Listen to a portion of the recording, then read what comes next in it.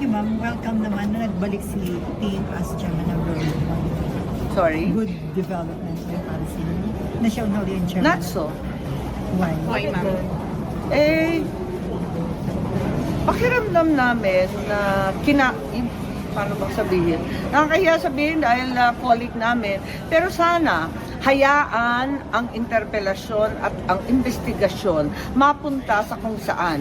Parang sa tubig yan eh. Pag fina-flood control mo, mas lalong huhupa. Kaya kinakailangan, huwag inaawat, huwag pinipigilan. Walang pigil. Dapat tuloy-tuloy.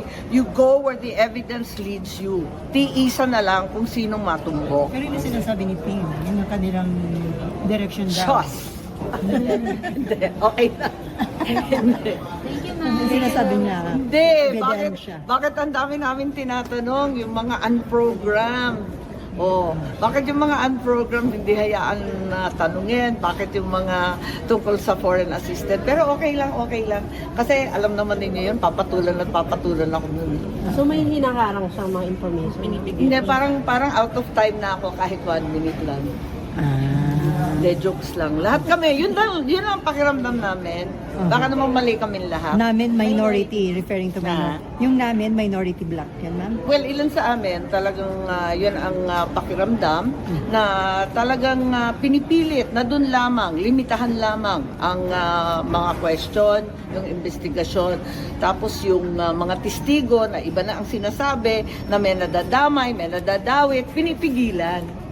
So O kinakanal, o kini-question at sinisiraan. Hindi ko alam. Pakiramdam lang. Pero makinig kayo ng transcript. Kayo naman nakikinig ng maigi. Alam na alam ninyo na totoo yung sinasabi ko. So may pinoprotektahan ma'am? Parang, kumbaga sa tubig, hanggang sa nivel lang na ganito. Pag umapaw na at sumobra na, ayaw na tumaas pa ang tubig. Kung may pinoprotektahan, ma'am, may interest ba dun si... Sorry? Kung may pinoprotektahan, kung may interest po ba si Senping? Siguro.